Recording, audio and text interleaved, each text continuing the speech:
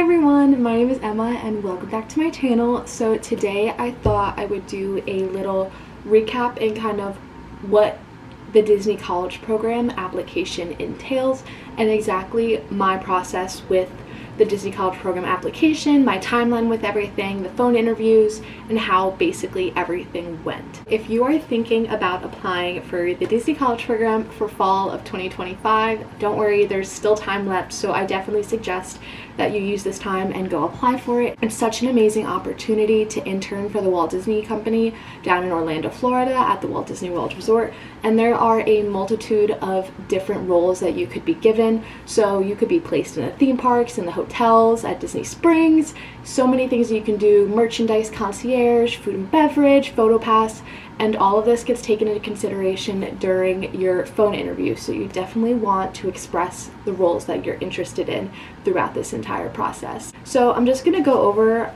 exactly what my application process was like. So I am a senior in college, graduating this May with a Bachelor's of Science in Business Administration, Management, Marketing, and a minor in Supply Chain. So my long-term goal is to work for the Walt Disney Company, whether it's corporately or in Disney Experiences, Disney Cruise Line, hospitality. Not really too sure yet, but this is the first step to where I want to go in life. I knew always that the Disney College Program was going to be something that I wanted to do. I've wanted to do it literally as long as I can remember, since I was in middle school. Like when career day came around and people were like, what do you want to do when you grow up? What do you want to be? And I was like, I want to work for the Walt Disney Company. I don't know what I'm going to do. But I was like, I want to run everything. I want to run the world. I want to yeah, a little bit obsessed, but it's okay because it led me to this opportunity now. The applications for fall of 2025 dropped on January 21st, 2025. So that day I ended up applying later that evening because I was out with a friend throughout the day and we didn't know like what time exactly the applications were going to drop. So they dropped around like 3 o'clock. So I was at the gym and getting coffee with her and I was like flustered. I was like, I have to get home. But I ended up not getting home until almost like 6 o'clock that evening. So I applied later in the evening. I decided to put my arrival date being August 18th because that was what me and my family were able to do because we had a trip basically already booked for the middle of August, I would say. So basically what I did when I submitted my application was I submitted a cover letter and resume with it. The application was pretty basic. It only took me about maybe 10-15 minutes. It was basically just all your information, like, are you legal to work in the United States? Do you have a visa? Have you worked for the Walt Disney Company before? All of those fun things. Then you were able to attach certain things that you wanted the recruiter or interviewer to see. So I had a cover letter specific to the Disney College Program and how I crafted it, and same thing with my resume. So I put in a lot of like keyword and buzzwords. So I looked those up beforehand and placed them into my resume and filtered them out with words that might have not been part of like the Disney buzzwords. And then same thing with my resume. It took a very, very long time to hear back. I did not hear anything until February 14th, which was when I got the email to schedule my phone interview. And what I realized what they were doing was they were going by arrival dates. So since I was one of the later arrival dates, even though I applied like the first day, I was still one of the latest arrival dates, which is why they didn't get to my application until mid-February. And after that, I literally scheduled it as soon as I could. I scheduled it for February 18th around like noon. So I actually had class right before this phone interview and I was like shaking in my boots, like terrified. So the phone interview lasted for around 25 to 30 minutes for me, which is completely normal. It's gonna fluctuate depending on the recruiter you have. And then same thing about yourself. You want to make sure that you, in the beginning of the interview, you have like a sticky note down and you write down the recruiter's name, because at the end of the interview you want to say, for example, thank you, Emma, for your time today. I really enjoyed getting to talk to you. That just kind of adds that personal touch that the interviewer is really going to enjoy and sees that you care not only about the interview process, but you're going to care about the guests within the parks and resorts as well. So again, mine lasted around 25 to 30 minutes. And basically the beginning of the interview just was basic things. Are you able to work in the United States? You said that your arrival date, or you're able to work from this time to this time. Is that true? Are you able to move down to Florida? Do you know that you have to either drive or fly? Like, you have to do all these things. And I was like, yes, yes. And then they started getting into more of like the situational questions, kind of just like basic questions like, why did you apply?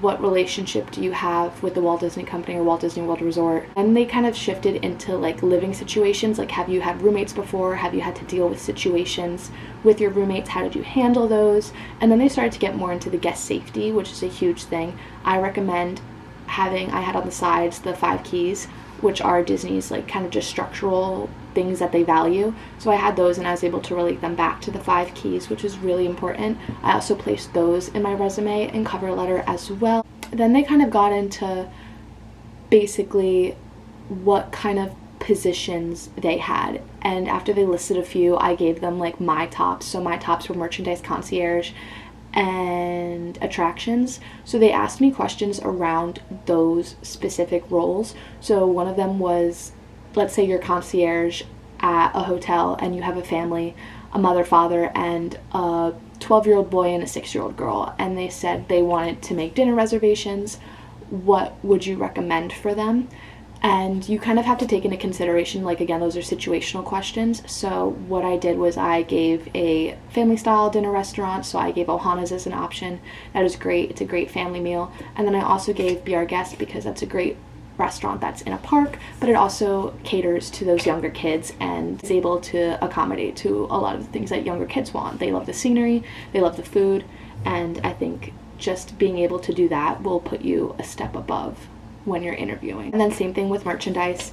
They asked me a question around if, let's say, there was a specific product at Magic Kingdom that a guest wanted, but they were at World of Disney and assumed that World of Disney had everything, and it's only sold at Magic Kingdom. How would you go about that? And then just kind of saying that you would check the stock of Magic Kingdom, tell them that it's only sold in Magic Kingdom, see if you can place it aside for them, or see if it's sold anywhere else or on disneystore.com if they can order it online for you. So again, just coming with knowledge of how the company works with certain things like that is going to be great, because they are going to ask you situational questions. And then for attractions, they asked me what would I do if a child was not tall enough to ride the ride, and I kind of just went about saying, like, maybe back in the day, like, I know when I was younger, I wasn't tall enough to ride Everest, so they gave me like a fast pass, and I was able to come back once I was tall enough. So maybe doing that, or suggesting other rides around, saying like, oh, my favorite ride is Seven Dwarfs Mine Train. Don't worry, you are tall enough for that. It's in Fantasyland. I suggest that you guys go and ride that maybe. So just kind of doing things like that. Basically, once you're done and you get to the do you have any questions, definitely ask them any questions you have, whether it's about the program or staying on with the company after you finish your program, or how taking classes would work with the program and all of the offerings that they have too within the programs, because they have a lot of cool things that they are able to offer. After I had my phone interview, I heard back February 20th, which was that Thursday. So acceptances are rolling throughout the day. On Thursdays, they come out in waves. So I did not know when it was going to come out. I heard they started at 11, but they didn't start going until 12. It was like a whole big thing. So you'll hear throughout the day on Thursdays. So that's why I scheduled mine on Tuesday, because I knew I wanted to know that week specifically, because I could not like interview Thursday and wait an entire week, or Friday and not hear anything. And then once you get your acceptance, you have a 3-step process to basically put down that you are accepting your offer, which is going to be your program fees, just a little background check, same thing, like all the basic things. You're going to need your social security number, and then you'll create like your dorms account and do everything through there. So after that, you're pretty much good. And then about I would say maybe 2 weeks after, or a week and a half after, I got an email to do like a Zoom thing with a bunch of Disney recruiters to kind of just talk about what the program is going to entail, any questions we had they were able to answer. They went over like Flamingo Crossings, all of the benefits we got, our Blue IDs, our self-admission pass, the Chip and Dale cards, all of those fun things. So definitely recommend doing one of those Zoom webinars, because you get a lot of information that you wouldn't really know unless someone has done a college program. That was basically how my application process went.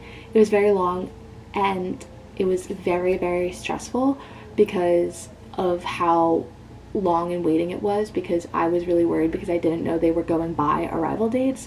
So just keep that in mind when you're applying, that it may not have to do anything about your application or you, that it's just a long process for some who choose a later arrival date, and they have a lot of applicants they have to go through. They want to make sure that all these applicants are people who are going to be beneficial to the parks, not people who are going to slack off. So that was basically how my application process went. If you guys have any questions, please leave them down below and I will make sure to answer them. I will continue to make any videos that you guys suggest about the Disney College program, and I hope to see you guys again soon.